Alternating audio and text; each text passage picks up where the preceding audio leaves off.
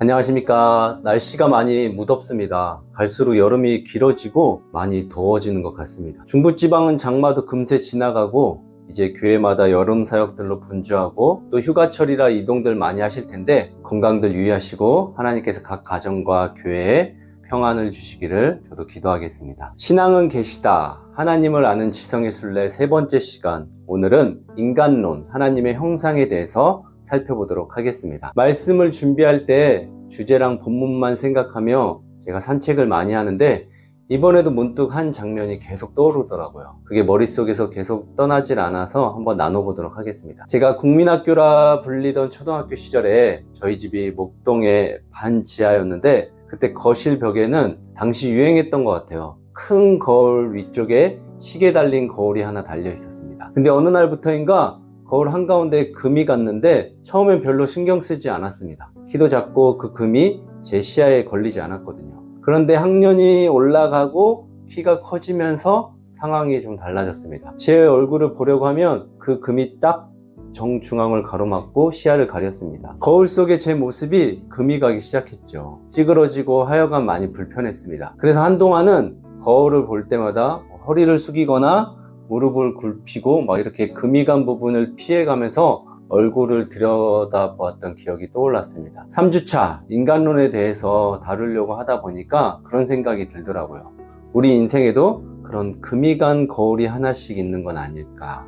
어딘가 망가지고 깨져 있지만 애써 모른 척하며 괜찮은 쪽만 이렇게 비춰보려고 상처난 부분은 외면한 채 앞만 보고 살아가고 있진 않는가. 연약한 부분은 대충 덮어두고 쳐다보고 괴롭고 불편하니까 괜찮은 것만 골라서 보고 살지는 않는지 생각하게 되었습니다. 그러다 보니 당연히 정작 중요한 건 보지 못하고 지나가 버리기 일쑤이더라고요. 여러분은 여러분의 모습을 잘 들여다보고 사십니까? 내가 나를 잘 볼 줄 알아야 남들도 들여다볼 수 있습니다.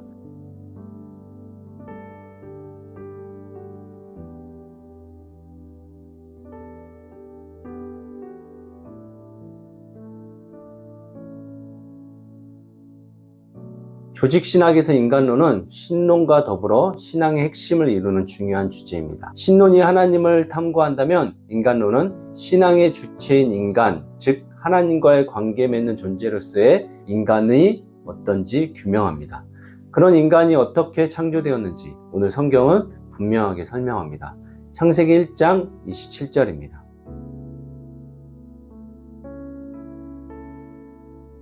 하나님이 자기 형상, 곧 하나님의 형상대로 사람을 창조하셨다고 나와 있습니다. 자, 여기서 형상은 히브리어 원어로 첼렘이란 뜻인데 그 의미는 본체에서 파생된 이미지, 동상, 모상, 한마디로 그림자, 모형이란 뜻이에요.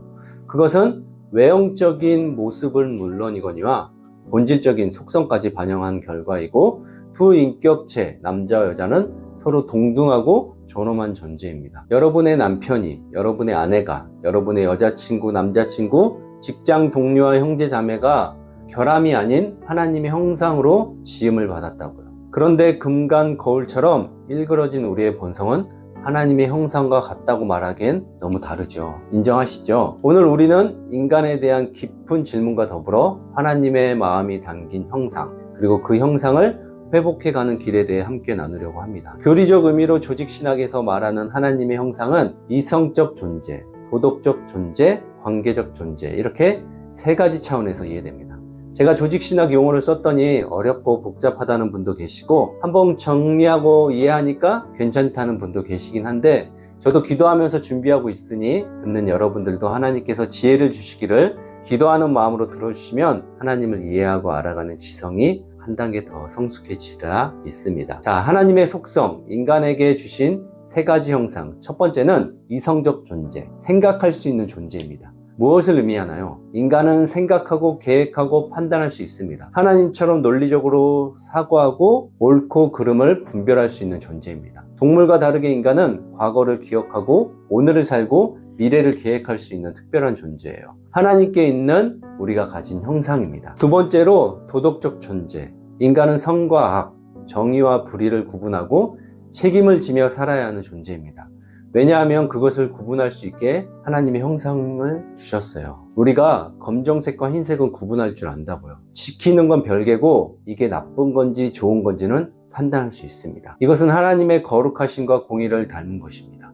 어떤 일을 할 때 양심이 찔릴 때가 있잖아요. 그건 우리 안에 선과 악을 분별할 수 있는 기준이 있기 때문이에요. 또 누가 보지 않아도 뭔가를 인식하며 바르게 살려고 애쓰는 하나님의 도덕적 형상이 우리 안에 있다고요.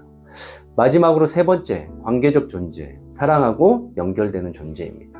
하나님은 삼위일체 하나님이신데 본질적으로 관계 속에 계신 분입니다. 우리도 하나님과의 관계, 사람들과의 관계 속에서 살아가도록 지음을 받았습니다. 사람은 혼자 살 수 없어요. 서로 얽히며 설키며 대화하고 관계를 맺으며 다른 사람들과 어우러져 함께 살아야 행복한 존재입니다. 하나님도 인간을 에덴 동산에서 가둬놓고 자신만 장난감 다루듯이 하지 않으셨어요. 이 땅의 모든 걸 다스리며 살기를 원하셨죠. 그래서 가정을 이루고 친구를 만들고 교회를 세우는 거예요. 주변에 하나님을 만났다고 하는 사람들 계시면 그분들이 어디에 계신지 보시면 알 수 있습니다. 성경에서 하나님을 만난 사람들은 자신만 그것을 누리지 않아요. 반드시 하나님께서 허락하신 땅으로 그들을 보내십니다. 우리는 그곳에 파송받아 그것을 섬기죠. 이것은 우리가 관계의 하나님을 닮았기 때문이에요.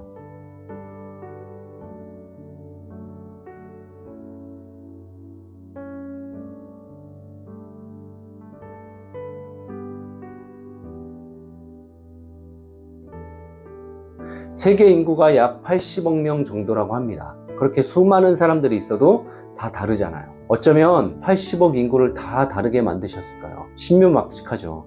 그런데 그 중에서 나를 가장 많이 닮은 사람은 부모, 가족입니다. 왜 그럴까요? 당연히 유전적 형상을 물려받았기 때문입니다. 마찬가지로 인간은 하나님의 자녀로 지음받았고 그분의 형상을 유전받은 존재입니다. 그래서 우리가 하나님을 전혀 모르는 것 같아도 사랑하려는 본능, 정의를 갈망하는 마음, 뭔가를 창조하려는 능력, 공동체를 이루려는 본성 등은 모두 하나님의 형상이 우리 안에 새겨져 있다는 증거입니다. 지금 원론적인 얘기를 하는 겁니다. 원래는요, 처음엔 그랬어요. 고장나기 전까지는. 만드신 분의 목적과 의도가 그랬었다고요. 오염되기 전까지는요. 이성적 존재의 왜곡으로 거짓말을 일삼고 옳고 그름보다 내 편과 네 편만 따지고 아무도 모르게 폭력적 콘텐츠나 음란물에 무감각해지고 자기 이익을 위해서는 부당한 일도 정당화하고 또 도덕적 존재의 왜곡으로 권력을 남용하거나 갑질하고 사람들 막 무시하고 책임을 회피하고 거짓과 속임수로 살아가죠. 관계적 존재의 왜곡은요, 이간질하고 배제하거나 차별하고 편가르고 냉소적으로 대하고 용서와 화해보다 보복과 분열을 일으키죠. 이것은 하나님의 형상을 망각하여 인간의 형상만 남은 끔찍한 비극이자 결말입니다.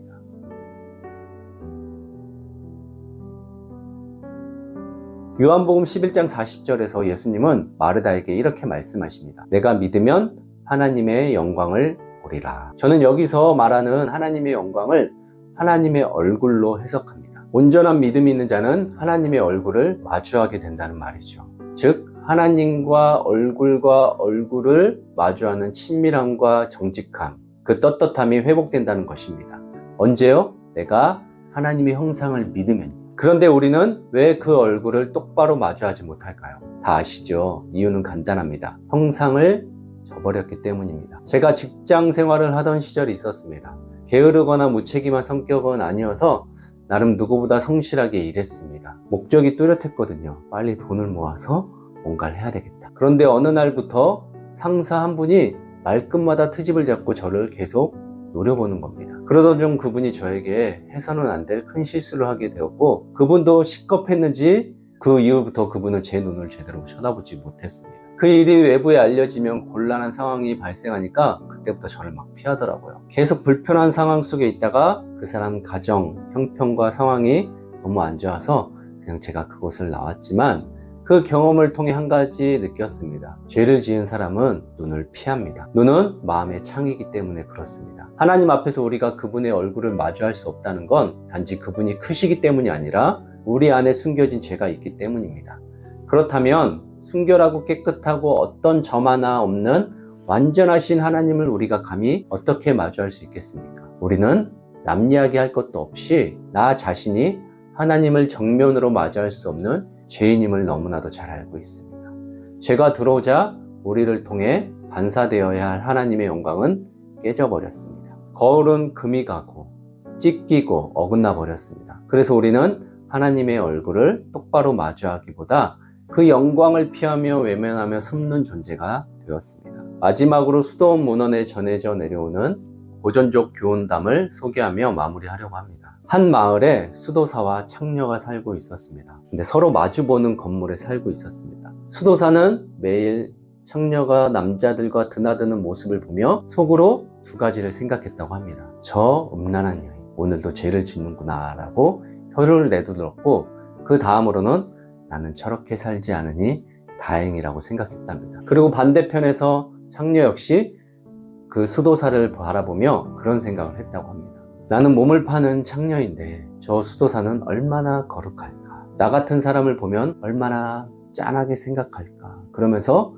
나도 저렇게 살고 싶다며 매일 자신의 처지를 비관하며 가슴 아파했다고 합니다. 이제 세월이 흘러 두 사람이 같은 날 세상을 떠나게 되는데 놀라운 반전이 일어나고 맙니다. 천사의 인도로 창녀의 영혼은 천국으로, 수도사의 영혼은 지옥으로 가게 된 것입니다. 기가 막힌 수도사가 창녀와 비교하며 거품을 물고 항의하자 천사는 이렇게 설명합니다. 창녀는 비록 몸은 죄를 지었으나 매일 밤마다 당신을 바라보며 진심으로 뉘우치고 회개하며 깨끗한 마음을 유지하려고 애썼다. 반면 너는 남을 정죄하고 스스로 의롭다 여기며 교만한 마음으로 살았다. 신은 겉모습이 아니라 마음을 보신다. 이러고 가버렸다는 전설 따라 삼천리.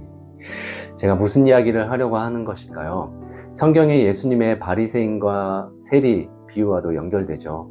수도사와 창녀도 하나님의 형상대로 지음받은 사람들입니다. 그들의 삶이 어떻든 간에 하나님은 우리의 겉모습이 아니라 마음의 태도, 중심, 정직함을 보십니다. 외적인 의로움이 아니라 아무리 있어 보여도 남을 정죄하며 스스로를 의롭다 여기는 마음은 오히려 하나님의 형상을 흐리는 일입니다. 반대로 죄 가운데 있으며 그곳에서 빠져나가고 싶어도 빠져나오지 못하는 인생, 죽고 싶도록 괴로운 삶의 무게 속에서 진실한 회개와 갈망이 있다면 그 마음은 하나님의 형상을 회복해가는 과정으로 보십니다. 결국 구원은 종교적 열심이나 경륜과 역할이 아니라 하나님 앞에 선 마음의 위치에서 결정됩니다. 내 안에 형상이 무너졌다고 느꼈을 때 그 형상을 다시 빚으시는 분도 하나님이십니다. 우리는 깨어졌지만 여전히 하나님의 형상을 지닌 존재라는 사실을 기억합시다. 회복은 오늘 그분을 다시 바라보는 데서 시작됩니다.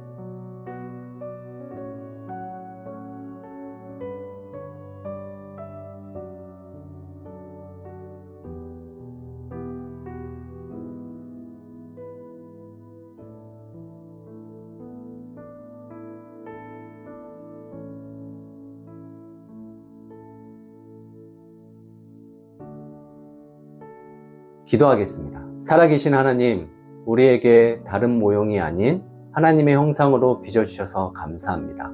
비록 깨어졌지만 잊히지 않게 하시고 여기저기 망가졌지만 그럼에도 버리지 않으시고 고쳐 쓰시는 주님을 바라봅니다. 당신의 눈으로 나를 다시 보게 하시고 예수 그리스도 안에서 회복될 나의 정체성과 타인의 존엄함을 붙들게 하소서. 교만을 꺾고 수치를 씻고 당신의 거울 안에서 오늘도 나를 다시 정돈하며 살아가게 하여 주옵소서. 감사드리며 살아계신 예수님의 이름으로 기도드립니다. 아멘.